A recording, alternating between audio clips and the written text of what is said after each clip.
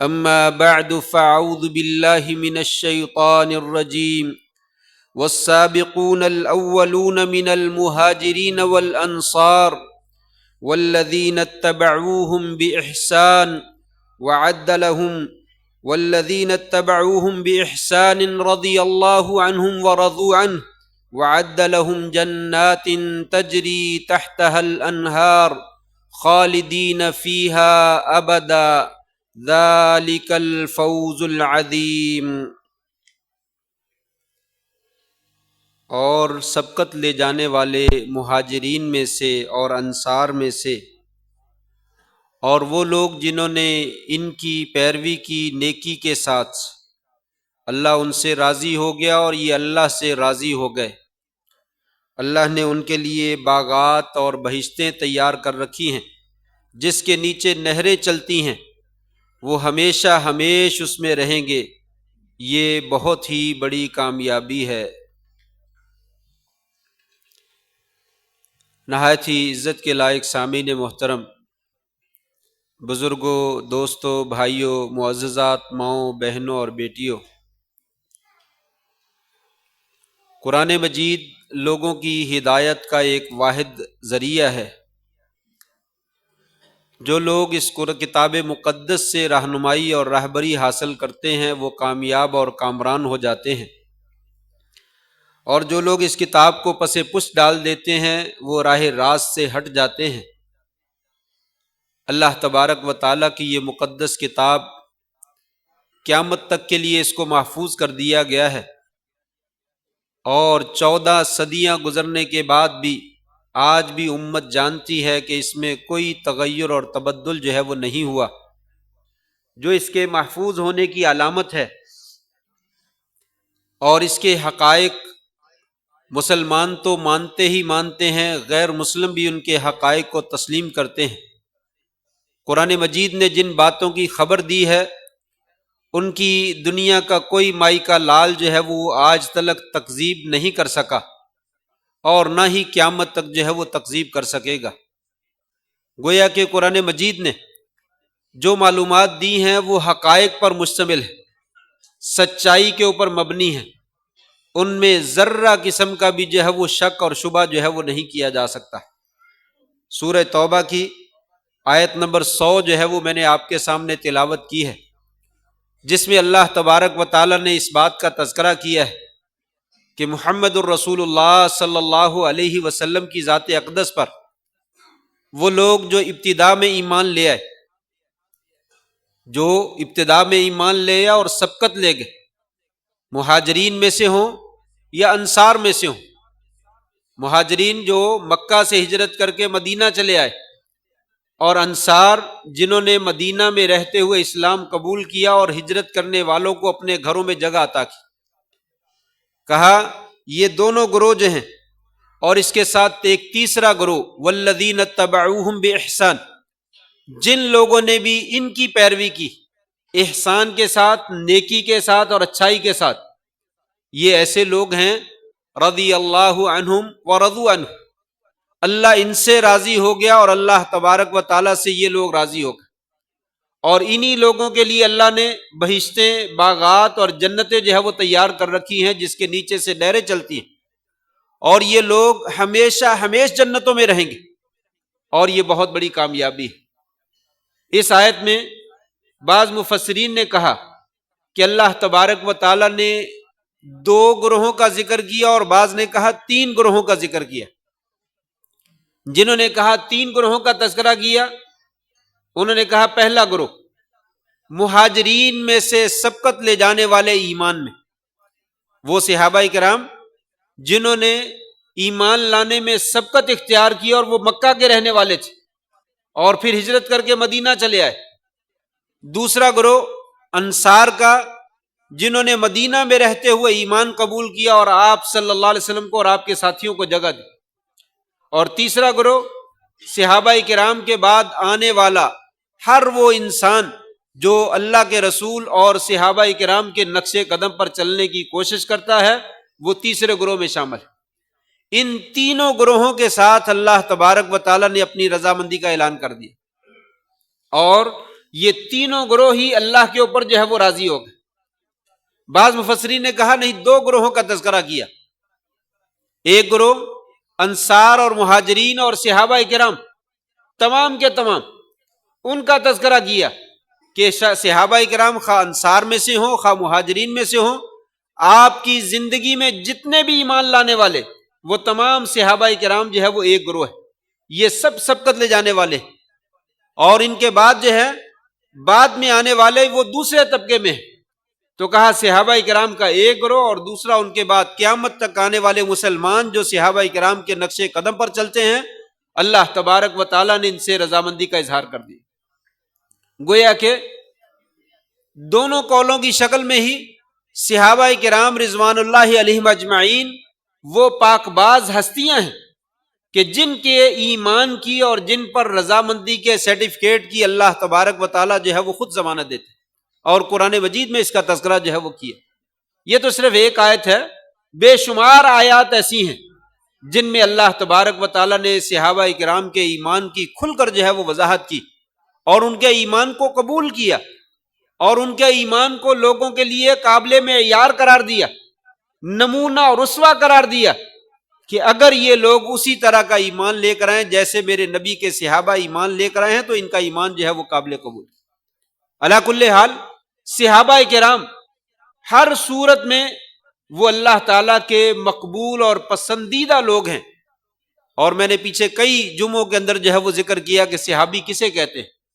صحابی من لقی النبی صلی اللہ علیہ وسلم مؤمنا ثم مات علیہ، جس آدمی نے ایمان کی حالت میں نبی کریم صلی اللہ علیہ وسلم سے ملاقات کی اور پھر ایمان کی حالت میں وہ فوت ہو گیا، اس کا عرصہ حیات وہ تھوڑا سا تھا یا بہت زیادہ تھا، اسے صحابی کہا جاتا ہے تمام محدثین کے نزدیک، تمام فقہا کے نزدیک، اہل سنت والجماعت کے جتنے بھی علماء، خواہ وہ محدثین میں سے ہوں خواہ وہ مفسرین میں سے ہوں خواہ وہ فقہا میں سے ہوں، ان سب کا اتفاق ہے کہ جس بندے نے بھی ایمان کی حالت میں آپ سے ملاقات کی اور ایمان کی حالت میں وہ فوت ہوا، اسے صحابی کہا جاتا ہے، اور وہ صحابی بعد میں آنے والے طبقوں سے تمام سے ہزاروں گنا جو ہے وہ افضل، اس لیے کہ جن آنکھوں نے ایمان کی حالت میں نبی کریم صلی اللہ علیہ وسلم کی زیارت کر لی اور پھر ایمان کی حالت میں فوت ہو گئے، ان کے لیے دنیا کے اندر ہی بشارت ہے کہ اللہ تعالیٰ نے ان کی آنکھوں کے اوپر جو ہے وہ جہنم کی آگ کو حرام کر دیا۔ یہ اتنا بڑا اعزاز ہے کہ بعد میں آنے والے وہ ہزاروں سال بھی عبادت کرتے رہے، صحابہ کرام کے مقام اور مرتبے کو جو ہے وہ نہیں پہنچ سکتے۔ کتنی ہی احادیث ہیں، کتنی ہی آیات ہیں جو ان کے مقام اور مرتبے کو جو ہے وہ واضح کرتی ہیں۔ آپ نے فرمایا خیر القرون قرنی ثم الذین یلونہم ثم الذین یلونہم، لوگوں سب سے بہترین زمانہ میرا زمانہ، اور آپ کا زمانہ صحابہ کرام کا زمانہ ہے، صحابہ کرام آپ ہی کے زمانے میں پائے گئے، کہا میرا زمانہ اور میرے صحابہ کا زمانہ کائنات کا بہترین زمانہ، ثم الذین یلونہم، پھر اس کے بعد ان لوگوں کا زمانہ ہے جو ان کے بعد آئے، یعنی تابعین کا زمانہ، ثم الذین یلونہم، پھر اس کے بعد تبع تابعین کا زمانہ۔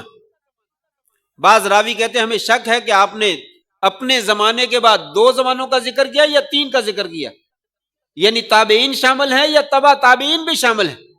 چلیے تابعین تک تو رکھیے، آپ کا زمانہ صحابہ کرام کا، اور اس کے بعد تابعین کا زمانہ، بلکہ اس کے بعد تبع تابعین کا زمانہ، یہ تین زمانے۔ تو صحابہ کرام کا زمانہ اللہ کے رسول صلی اللہ علیہ وسلم نے کائنات کا بہترین زمانہ قرار دیا، اور صحابہ کرام کا کون سا زمانہ؟ جس میں ایک بھی صحابی جو ہے وہ زندہ ہے، ایک بھی صحابی جب تک جو ہے وہ زندہ رہا ہے وہ خیر کا زمانہ جو ہے وہ رہا ہے اور شاندار زمانہ رہا ہے۔ جیسا کہ ایک حدیث اور میں آتا ہے، آپ نے فرمایا یغزو فئام من الناس، ایک وقت آئے گا لوگوں کا گروہ دشمن کے ساتھ جنگ کے لیے جائے گا، تو کہا جائے گا حل فیکم من صحب النبی صلی اللہ علیہ وسلم، کیا تم گروہ میں سے کوئی ایسا بندہ ہے جس نے آپ صلی اللہ علیہ وسلم کی صحبت اختیار کی ہو، آپ کا صحابی بنا ہو؟ انہوں نے ابو بکر کی شرط نہیں لگائی، عمر فاروق رضی اللہ تعالیٰ عنہ ان کی شرط نہیں لگائی، عثمان غنی رضی اللہ تعالیٰ عنہ ان کی شرط نے لگائی، علی مرتضیٰ رضی اللہ تعالیٰ عنہ کی شرط نے لگائی، عشرہ مبشرہ کی، بدر والوں کی، احد والوں کی، خندق والوں کی شرط نہیں لگائی، بلکہ کیا کہا؟ حل فیکم من صحب النبی صلی اللہ علیہ وسلم، تم میں سے کوئی ایسا ہے جس کے نام کے ساتھ صحابی کا لفظ لگتا ہو؟ انہوں نے کہا جی ہاں ہمارے درمیان صحابی موجود ہے۔ قال فیفتح لہم، اللہ تبارک و تعالیٰ اس ایک صحابی کی وجہ سے اس لشکر کو دوسرے لشکر کے اوپر جو ہے وہ غلبہ عطا فرما دے، کامیابی عطا فرما دے۔ پھر دوبارہ ایک زمانہ آئے گا، صحیح بخاری کی روایت ہے، صحیح مسلم کی روایت ہے، پھر زمانہ آئے گا مسلمانوں کا ایک گروہ دشمن سے جنگ لڑے گا، اور اس جنگ میں پھر کہا جائے گا حل فیکم من صحب النبی صلی اللہ علیہ وسلم، تم میں سے کوئی ایسا آدمی ہے جس نے نبی کریم صلی اللہ علیہ وسلم کے صحابی کی زیارت اور صحبت اختیار کی ہو؟ صحابی نہیں، تم میں کوئی تابعی ہے؟ فرمایا کہا جائے گا جی ہاں نام ہمارے گروہ میں ایک تابعی موجود ہے۔ فرمایا یفتح لہم، اللہ تبارک و تعالیٰ اس تابعی کی وجہ سے اس لشکر کو جو ہے وہ فتح عطا فرما دے۔ تو صحابہ کا مقام، ایک بھی صحابی ہو پوری دنیا کے لوگ مل کر جو ہے اس کا مقابلہ جو ہے وہ نہیں کر سکتے۔ تیسری حدیث آپ نے یہ فرمایا تھا لوگو النجوم امانۃ للسماء، النجوم امانۃ للسماء، ستارے جو ہے وہ آسمان کے محافظ ہیں۔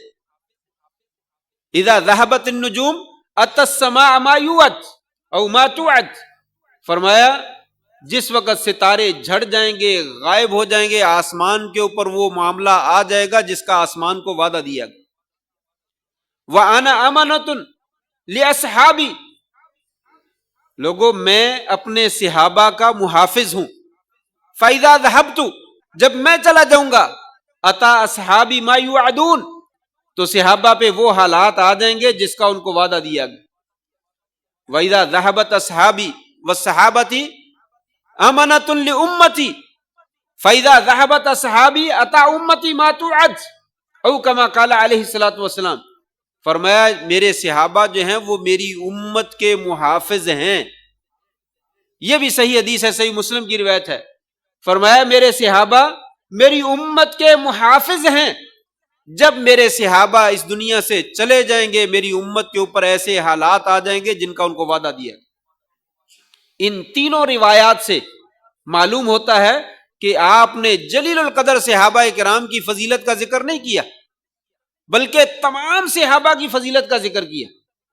چھوٹے سے چھوٹے درجے کا صحابی اور بڑے سے بڑے درجے کا صحابی، اس کے پاس جو شرف صحابیت موجود ہے، یہ اتنا بڑا مقام ہے کہ بعد میں آنے والے کسی بندے کے حصے میں یہ مقام جو ہے وہ نہ بن سکا ہے اور نہ بن سکے گا۔ تو یہ صحابہ کرام کا جب مقام ہے، انہی میں ایک شخصیت ہیں جنہیں سیدنا امیر معاویہ رضی اللہ تعالیٰ عنہ وارضا کہا جاتا ہے۔ امیر معاویہ رضی اللہ تعالیٰ عنہ وارضا، یہ مسلمان ہیں، صحابی ہیں، نبی کریم صلی اللہ علیہ وسلم کی زندگی میں ایک اچھا خاصا وقت گزارا ہے، آپ کے بارے میں آپ کے بہت سارے فرمودات موجود ہیں، پھر صحابہ کرام کی زندگیوں میں انہوں نے اچھا خاصا وقت گزارا۔ نہ نبی کریم صلی اللہ علیہ وسلم سے کوئی ایسی بات ملتی ہے کہ آپ نے ان کے خلاف کوئی بات کی ہو، نہ خلفائے راشدین ان سے کوئی کلمہ ملتا ہے انہوں نے ان کے خلاف کوئی بات کی ہو، بلکہ خلفائے راشدین تو چھوڑ کر تمام صحابہ کرام کسی ایک صحابی سے کوئی بات نہیں ملتی کہ انہوں نے ان کی شان میں جو ہے وہ کوئی ایسا کلمہ کہا ہو جس سے ان کا کوئی وقار جو ہے وہ کم ہوتا ہو۔ کتنے افسوس کی بات ہے کہ بعد میں آنے والے طبقات جن کے اپنے ایمان کی کوئی گارنٹی نہیں ہے، جن کی اپنی نمازوں کی کوئی حیثیت نہیں ہے، وہ لوگ جو ہے وہ کھڑے ہو کر سیدنا امیر معاویہ رضی اللہ تعالیٰ کے بارے میں تبرہ کرتے ہیں اور تان و تشنیع کرتے ہیں، اور عجیب و غریب قسم کی جو ہے وہ تاریخی اور من گھڑت جو ہے وہ روایتیں نقل کرتے ہیں، جہاں پہ قرآن مجید کی آیات موجود ہیں، جہاں پہ صحیح احادیث کا ایک مجموعہ موجود ہے، جہاں پہ صحابہ کرام کے اقوال موجود ہیں، وہاں پہ یہ تاریخی روایتوں کی کیا حیثیت رہ جاتی؟ اور پھر بعد میں آنے والے لوگوں کے طرح طرح کے ملفوظات جو ہیں ان کی کیا حیثیت باقی رہ جاتی؟ سیدنا امیر معاویہ رضی اللہ تعالیٰ کے بارے میں جو آدمی کوئی گستاخانہ لہجہ اختیار کرتا ہے، کوئی کلمہ کوئی نازیبا بولتا ہے، اس کے اوپر اس کی وجہ سے سیدنا امیر معاویہ رضی اللہ تعالیٰ کی ذات کے اوپر کوئی حرف نہیں آتا، سوائے وہ اپنا ایمان خراب کرنے کے، اور کسی کا کچھ نہیں بگاڑتا۔ اس لیے یاد رکھنا چاہیے، میں کتنے طلبا کو جانتا ہوں، اسکول اور کالج کے اسٹوڈنٹ کو جانتا ہوں، وہ ایسے نام لیتے ہیں جیسے نعوذ باللہ من ذالک علاقے کا کوئی بدمعاش ہوتا ہے، کوئی انسان جو ہے وہ فاسق اور فاجر اور ظالم ہوتا ہے، جو آج کے زمانے کا اس سے بھی گرا ہوا نام جو ہے وہ لیتے ہیں اس طریقے سے، صرف لوگوں کی باتیں سن سن کر، جن لوگوں کو خود کوئی پتہ نہیں ہے کہ ہماری آخرت جو ہے وہ کیسی بننے والی ہے، ان لوگوں کی باتیں سن کر جو ہے وہ اپنا ایمان جو ہے یہ نام نہاد، یہ کہہ لیجئے جن لوگوں کو زیادہ علم نہیں ہے، جہالت ہے، وہ لوگ بھی اپنا ایمان جو ہے وہ خراب کرنے کی جو ہے وہ کوشش کرتے ہیں۔ حضرت عبداللہ ابن عمر رضی اللہ تعالیٰ عنہما، ان کا یہ قول موجود ہے غالباً سنن ابن ماجہ میں یا ترمذی میں، اس میں فرماتے ہیں لوگوں لا تسبوا اصحاب محمد صلی اللہ علیہ وسلم، شیخ البانی نے اس روایت کو صحیح کہا ہے، لوگوں لا تسبوا اصحاب محمد صلی اللہ علیہ وسلم، نبی صلی اللہ علیہ وسلم کے صحابہ کو برا بھلا گالی گلوچ مت کرو، فلا مقام احدہم ساعتا خیر من احدکم عمرہ او کما قال رضی اللہ تعالی عنہ، فرمایا صحابہ کرام کی زندگی کا ایک لمحہ نبی کریم صلی اللہ علیہ وسلم کے ساتھ گزارا ہوا، وہ تمہاری عمر بھر کی ریاضت سے کہیں زیادہ بہتر۔ یہ عبداللہ ابن عمر کا قول، جو جلیل القدر صحابی ہیں، خلیفہ ثانی کے بیٹے ہیں اور فقیہ امت قرار دیا گیا ان کو، فرماتے ہیں لوگوں میرے نبی کے صحابہ کو گالی مت دینا، اس لیے کہ ان کی زندگی کا ایک لمحہ تمہاری عمر بھر کی ریاضت سے کہیں زیادہ بہتر۔ اس صحابیت کے شرف میں امیر معاویہ رضی اللہ عنہ کا ذکر نہیں آتا، اس صحابی کے شرف میں تمام صحابہ کا تذکر آتا ہے جنہوں نے ایک لمحے کی بھی زندگی جو ہے وہ گزاری۔ وہ واقعہ بھی آپ کو یاد ہوگا، پچھلے خطبات میں انہیں ذکر کیا تھا، ایک بندہ آیا، سفر میں تھے آپ، ملا، کہا کہاں سے آ رہے ہو؟ کہا اپنے گھر بار چھوڑ کر آؤں، دور دراز کا سفر کر کے آیا ہوں۔ کہا کہاں جانا ہے؟ کہا نبی کریم صلی اللہ علیہ وسلم کی زیارت کرنے جا رہا ہوں۔ آپ نے فرمایا سبتا، تو صحیح جگہ پہ پہنچ گیا، بتاؤ کیا معاملہ ہے؟ میں ہی اللہ کا رسول ہوں۔ بڑا خوش ہوا، کہا یا رسول اللہ مجھے کوئی دین سکھا دیجئے۔ آپ نے دین کی چند باتیں بتلائیں، لے کر جو ہے وہ واپس جانے لگا۔ واپس مڑا تو پاؤں جو ہے وہ سواری کا اٹک گیا اور وہ نیچے گر گیا، اس کی گردن ٹوٹ گئی اور فوت ہو گئی۔ نبی صلی اللہ علیہ وسلم نے فرمایا اس کو اٹھا کر لاؤ، اپنا منہ اس کے قریب کیا، پھر پیچھے ہٹ گئے۔ کہا صحابہ تم جانتے میں نے کیوں کیا؟ کہا میں نے اس لیے کیا کہ میں نے دیکھا دو فرشتے جو ہیں اس کے منہ میں جنت کا پھل جو ہے وہ داخل کر رہے۔ ایک لمحہ زندگی کا، اس سے پہلے دیکھا ہی نہیں، اس سے پہلے نبی صلی اللہ علیہ وسلم سے ملاقات ہوئی نہیں، ایک لمحہ ملاقات ہوئی ہے، چند سوال کیے اور سوال کر کے ملاقات کر کے واپس جانے لگا تو فوت ہو گیا۔ فرمایا اس کو اللہ تعالیٰ نے پتہ نہیں کہاں سے دور دراز سے بھوکا آیا تھا اور کھانا بھی نہیں کھایا، اللہ نے زمین کے اوپر ہی فرشتوں کو بھیج دیا، میں نے دیکھا ہے کہ وہ جنت کے پھل جو ہے اس کے منہ میں داخل کر رہے۔ عاملہ قلیلا و اجر کثیرا، تھوڑا سا عمل کیا لیکن اجر بہت زیادہ حاصل کیا۔ نہیں جی امیر معاویہ رضی اللہ تعالیٰ تو فتح مکہ کے موقع پر مسلمان ہوئے، تو پھر کیا وہ فتح مکہ پر مسلمان ہوئے؟ اس سے کیا فرق پڑتا ہے؟ آپ 1400 سال کے بعد پیدا ہونے کے بعد اور بعد میں ایمان لانے کے بعد امیر معاویہ سے زیادہ افضل ہو گئے ہیں، عجیب بات ہے۔ یعنی وہ آدمی جو 1400 سال بعد پیدا ہوتا ہے اور مسلمان ہوتا ہے اور اس کے ایمان کی کوئی گارنٹی بھی نہیں ہے، اللہ ہی بہتر جانتا ہے کیسا ایمان ہے، وہ کہتا ہے امیر معاویہ تو فتح مکہ کے موقع مسلمان ہوئے، بھی پھر کیا ہوا؟ وہ صحابی ہیں بھائی، اللہ کے بندو، اس سے اور کم، اس سے زیادہ اور کیا رتبہ ہو سکتا ہے؟ پھر وہ فتح مکہ سے پہلے مسلمان ہوئے اور فتح مکہ میں آپ کے ساتھ جو ہے وہ موجود تھے، اس کے بعد سال 2 سال کا عرصہ جو ہے وہ نبی صلی اللہ علیہ وسلم کے ساتھ جو ہے وہ گزارا ہے، بلکہ 11 ہجری میں آپ کی وفات ہوئی اور فتح مکہ جو ہے 8 ہجری میں ہوتا ہے، 3 سال کا تقریباً عرصہ بنتا ہے، 2 ڈھائی سال 3 سال بنتے، اس سے پہلے مسلمان ہوئے، تو 3-4 سال کا عرصہ جو ہے وہ انہوں نے آپ صلی اللہ علیہ وسلم کے ساتھ جو ہے وہ گزارا۔ اتنا عرصہ کم ہے ایک عظیم صحابی بننے کے لیے؟ بہت اونچا مقام، بہت اونچا جو ہے وہ مقام۔ اسی لیے عبداللہ ابن مبارک کا اکثر شارحین نے جو ہے یہ قول نقل کیا ہے، جب ان سے پوچھا گیا تھا کہ عمر بن عبد العزیز افضل ہیں رحمہ اللہ یا امیر معاویہ افضل ہیں، تو انہوں نے کیا کہا تھا؟ غبار من خری معاویہ رضی اللہ تعالیٰ عنہ مع رسول اللہ صلی اللہ علیہ وسلم خیر من عمر بن عبد العزیز رحمہ اللہ۔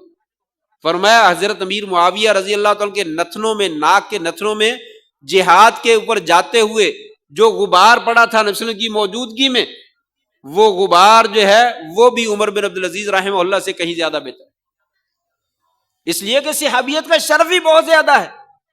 بعد والے انسان کی ساری زندگی کی ریاضت نبی کریم صلی اللہ علیہ وسلم کے صحابی کے ایک لمحہ کی آپ کی رفاقت جو ہے، اس سے آپ کی رفاقت جو ہے وہ کہیں زیادہ بہتر ہے۔ اس لیے صحابہ کرام کے بارے میں جو بھی آدمی کچھ کہنا چاہتا ہے 1000 مرتبہ پہلے سوچے میں کیا کہنے لگا ہوں، اس سے کہیں میرا ایمان تو خراب نہیں ہو رہا، ایمان تو نہیں بگڑ رہا۔ امیر معاویہ رضی اللہ تعالیٰ عنہ، میں نے جیسا کہ ذکر کیا، فتح مکہ سے پہلے مسلمان ہوئے، اظہار فتح مکہ کے موقع پر کیا، اور پھر آپ کا نام و نسب معاویہ بن ابی سفیان بن حرب بن امیہ بن عبد شمس بن عبد مناف۔ اگر معاویہ سے شروع کریں تو چھٹا نام جو ہے وہ عبد مناف کا آتا ہے، اور اگر ان کے باپ سے شروع کریں تو 5واں، اگر دادے سے شروع کریں تو چوتھا، گویا کہ چوتھا دادا جو ہے وہ عبد مناف بنتا ہے۔ اور نبی کریم صلی اللہ علیہ وسلم کے 5ویں دادا جو ہیں، بلکہ تیسرے دادا وہ جو ہیں وہ عبد مناف بنتے ہیں، یعنی دادے عبد مناف کے اندر جا کر جو ہے وہ امیر معاویہ رضی اللہ تعالیٰ کا نسب جو ہے وہ مل جاتا ہے، خاندانی طور پر قریب ترین آپ کے رشتہ دار۔ نبی صلی اللہ علیہ وسلم کا نسب کیا ہے؟ محمد صلی اللہ علیہ وسلم بن عبداللہ بن عبد المطلب بن ہاشم بن عبد مناف۔ محمد سے آپ کے نام سے شروع کریں تو محمد صلی اللہ علیہ وسلم بن عبداللہ بن عبد المطلب بن ہاشم بن عبد مناف، 5واں نام آتا ہے۔ اور امیر معاویہ کا نام شروع کریں تو معاویہ بن ابی سفیان بن حرب بن امیہ بن عبد شمس اور بن عبد مناف، چھٹے نمبر پہ آتا ہے۔ تو آپ کے دادوں کے اندر جو ہے وہ آپ کا سلسلہ نسب جو ہے وہ جا کر ملتا ہے۔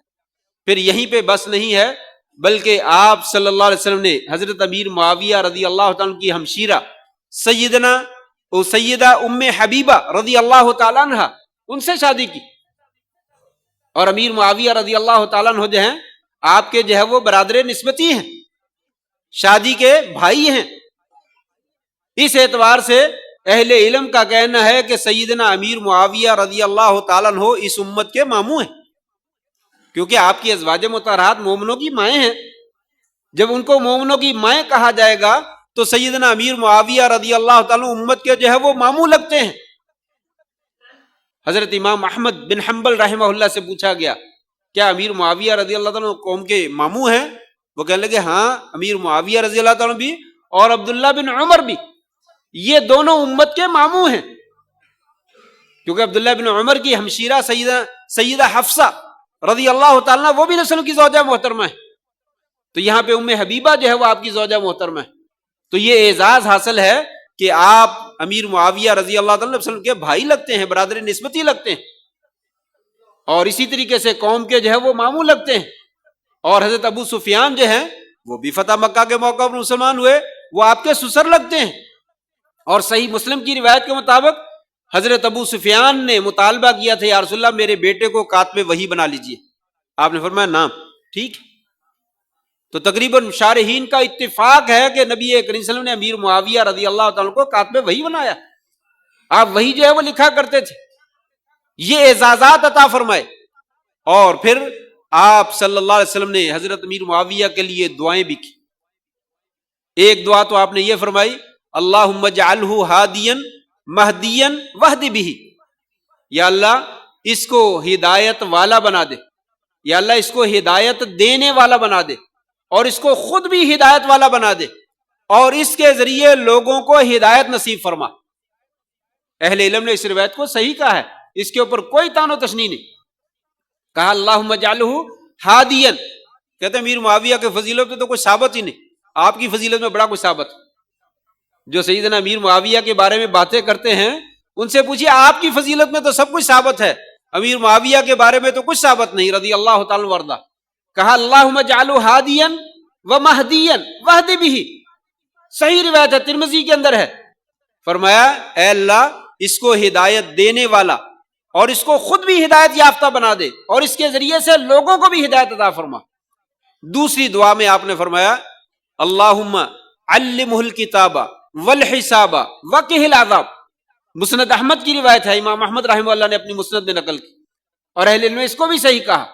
اللہم علمہ الکتاب، یا اللہ اس کو کتاب کا علم عطا فرما، والحساب، حساب و کتاب کا بھی علم عطا فرما، وقہ العذاب، یا اللہ اس کو عذاب سے محفوظ کر لے. اب بتلائیے فضیلت میں کچھ ثابت ہے کہ نہیں ثابت ہے؟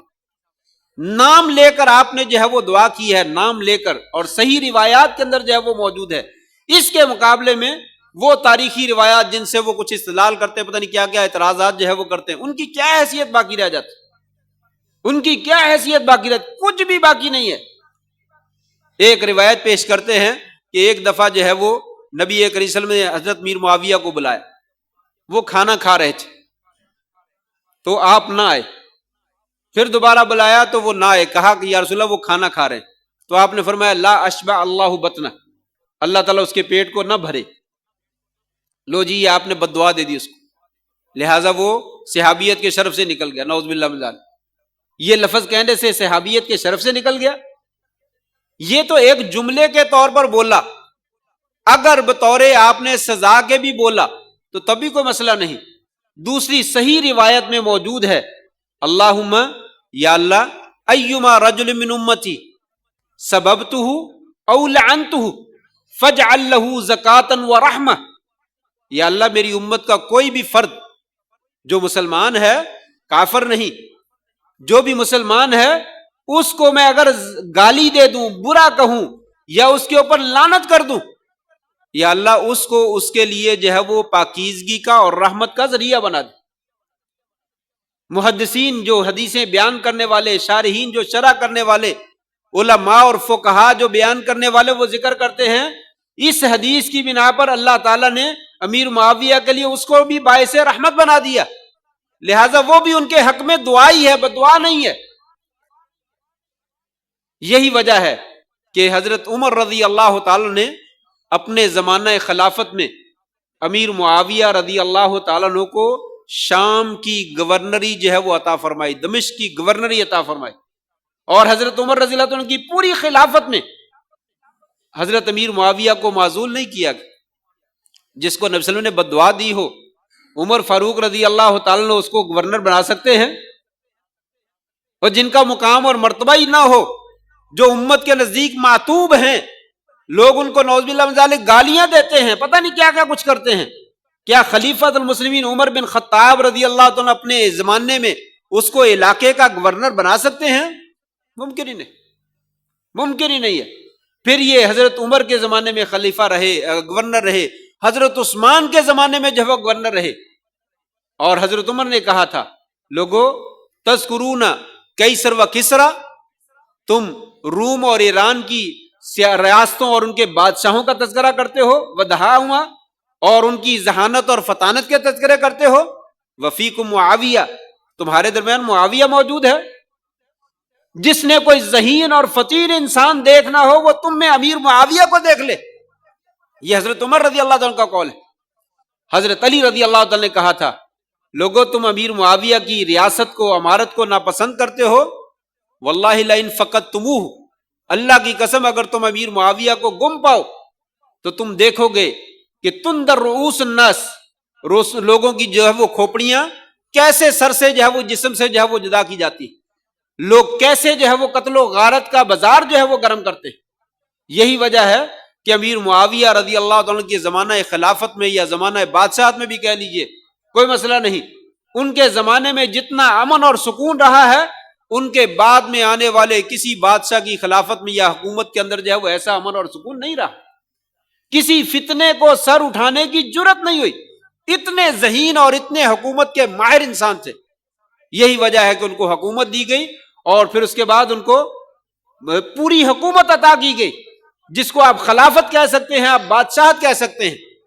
بادشاہت کا لوگوں کے نزدیک لفظ جو ہے وہ بڑا معیوب ہے. بادشاہ، وہ بادشاہ معیوب ہے تو یہ جتنے بھی بادشاہ دنیا میں، ان میں سے کوئی بھی بندے کا پتر نہیں، سب کو اتار دو. بادشاہت تو معتوب ہوتی ہے، وہ تو بری ہوتی ہے. نہیں، آپ کو کس نے کہا؟ یہ صحیح روایت ہے، نبی اکرم صلی اللہ علیہ وسلم نے فرمایا تھا اول الامر من امتی النبوۃ ورحمۃ، نبوۃ ورحمۃ. لوگوں، میری امت کے اندر سب سے پہلے معاملہ جو ہے نبوت کا ہوگا اور رحمت کا ہوگا.